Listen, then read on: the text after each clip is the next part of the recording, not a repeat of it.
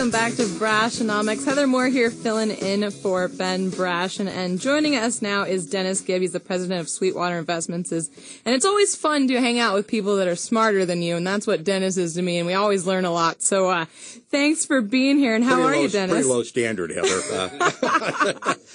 Well, I didn't mention anything about that. No, I'm just trying to prop you up here. Where is Ben? Where is Ben? Ben, well, let's see. What time is it? It's about 4:45 right now. The game starts at 5:30, so I imagine he's pounding a couple Bud Lights and about to head in.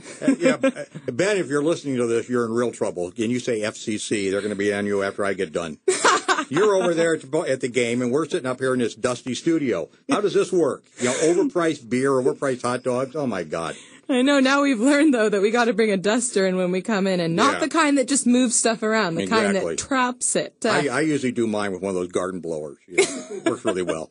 Just open up the door. Just open up the house and just blow it out. Just blow it all out. Yeah. Hey, there's a plan. Just beer cans move with that, too. So, secure everything with that. Well, you have a very timely segment for us today, and I was reading through it and was curious to get your opinion on these things. And we were going to talk about the election a little bit because, if you've been tuning in to all the conventions and the speeches and, there'll be the debates soon, everybody's focusing on jobs. Yeah, and that's right. It's your opinion, as I've learned, that that's not the right focus, even though that's kind of the hot button for everybody right now. Well, politicians are always going to try and give you the hot button issue, the sound bite that'll get you there. But jobs are a big issue, but the bigger reason is why people can't find jobs.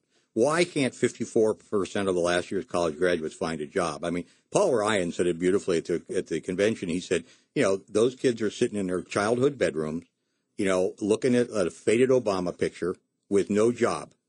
And they're wondering why. They went and they've got, all this debt and everything else. Yeah. And there's a lot of changes going on in the world. And this, people keep saying, well, this is the most important election since 1860. I kind of doubt that. Because the next 5 years, 700,000 people died, and I don't think that's going to happen. But, hopefully there are some changes. And economies like stock markets and everything else go through broad changes. They go through cycles.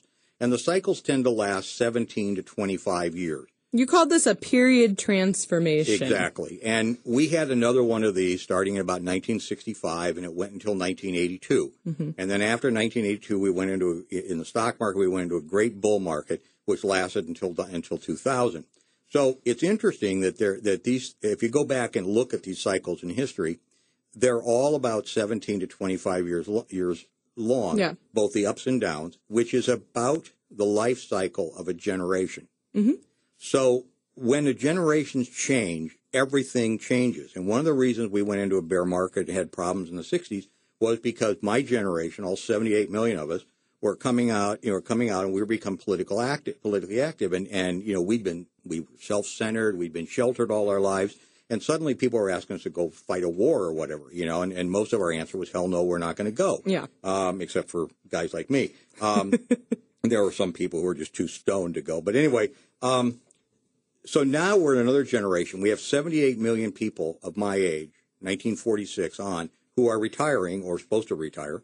And we've got 45 million of people your age. So you got 78 million people who own Dennis houses. And I are different ages, in case you were wondering. Yeah, well, I mean, that's fairly obvious for anybody looking at this thing.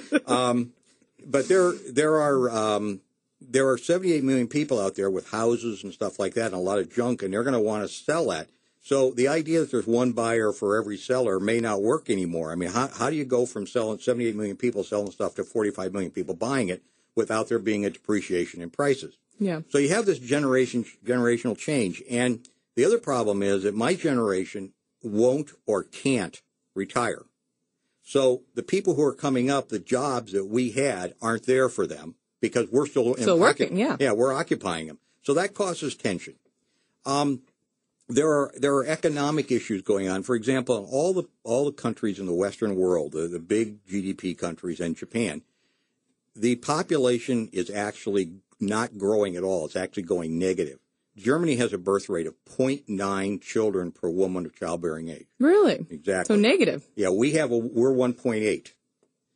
Russia is actually -4. I mean, their population is just dying off. Mm-hmm. Now, if you go outside there and you go to places like Nigeria and Chad, those populations are growing, at 14, 15% a year. Yeah. Now, right, they're not that many people, but they are growing. And the other problem is that in the Western world, we're getting older. The average age in the United States is 36. So, that puts most people past their childbearing age. Mm-hmm. So the chance of a huge population increase is pretty small. So as those people get older, they become dependent. And what's called the dependency ratio, which is the number of people 65 and over, so the number of people between 50 and 65 rises. And as that rises, what ends up happening is you have pressure on Social Security, Medicare, pension plan. To provide for these people. Yeah. And if you don't have a lot of people to follow it, then you haven't got people paying taxes. Mm-hmm. So what does that mean? It means higher taxes. So the other problem is that I see out there is people are living longer. I read a book recently called The Sugar Barons, which is about the sugar down in the West Indies in the 17th and 18th century. The average life expectancy down was 34 years. Child mortality was 70%. Wow. Because of malaria, typhus, typhoid, and all that stuff. Now, children live longer. People are now living far, far longer than they ever have before. So This demographic change, the makeup and then where people are, is going to change a lot of things. And the next president is going to have to deal with these big, big issues, which are far beyond the soundbite. So people are focusing on abortion and birth control and Medicare funding and all that. That's all silliness. Mm-hmm. The issue is, how do we deal with all of these people and the changes in the focus around the world and the shift in economic power? I mean, China a few years ago was a backwater. Now it's the third largest economy in the world, and growing fast. In addition to that, you've got other issues you have to deal with. We have resource constraints. Yeah, we wanted to talk about land and labor, and again, we're here with Dennis Gibb, president of Sweetwater Investments. We have a couple of minutes left. We were just talking about demographics and how that's going to be a big issue for the presidents and who's going to be our leader. But you mentioned land and labor, and we're just going to get into that. Well, one of the classic formulations in economics is a land, labor, and capital form the three elements of an economy, and the balance between those is what determines how the economy works. One of the problems we're having right now is the amount of arable land, that's farmable land, is declining dramatically. First, for three reasons. One is because resources, we're using more of it to develop resources. We're putting holes in the ground to pull iron ore out, oil stuff, this kind of thing. Second thing is we're overusing farmland, which means it's not as productive anymore, and some of it's even blowing away, like in China. And the other thing is we have more people. We're going to have 9 billion people on the earth pretty quick, and they got to live someplace. Yeah. And even if they all stand next to each other, that's still a lot of people. Let's say 18 inches times 9 billion people is a lot of inches. I'm not going to do the math for you. So what ends up happening is as arable land declines, food becomes less available. And where you need the food is not in the Western countries. You need the food in Nigeria and in Chad and in these kind of places.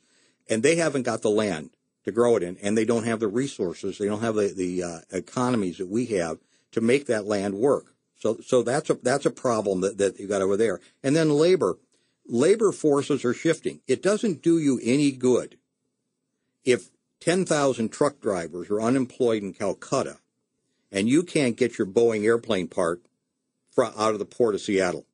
Mm-hmm. The fact that those people are unemployed. So where you need labor isn't. Right. And the growth in labor is other places. So what you've got to do is you have to replace that with technology or with productivity. And unfortunately, we aren't doing that. We have not invested in basic research since the mid-1960s. And that's one of the other issues. If we're going to make this economy grow, make the U.S. economy grow, we have got to invest in more technology and more productivity-enhancing vehicles. Otherwise, the economy is just going to stagnate because we're going to be running out of labor, we're running out of land, and we're running out of resources. Yeah. And, all this stuff is so interesting, but I think that it's stuff that people need to think about for the future and instead are trying to focus on the really, really tangible of the moment things that might sound good, might make people popular, but really aren't solutions to a lot of the bigger problems at hand. Well, what it does is it creates what I call tribalism. Mm-hmm. And it creates people who are little small groups of people who have one or two causes, NRA, who's single issue voters and these kinds of things. And what they do is they become a tribe. And they're not going to vote for anybody else who doesn't support their tribe. Right. So what you end up with is an agglomeration of tribes, but that breaks up fairly quickly. The only way an economy grows over time is if institutions work, if people trust that the institutions are not corrupt, and they're willing to trust each other. And we don't have that right now. Yeah, that sounds like a tall order, unfortunately. I mean, you think about what's going on over in this stadium over here right now. You got the Packers over there, and you got the Seahawks. By the way, for you Packers fan, you cheesehead, I'll bet you there's 10 offsides penalties because they can't hear each other over there. That's going to be great. Let's hope. Well, we're all excited for it. And thanks, Dennis. It's always a pleasure to have you in studio. We're going to go to break and just come back for a few minutes. Again, Dennis Gibb, president of Sweetwater Investments. Thanks so much for joining us. You're listening to Brashnomics.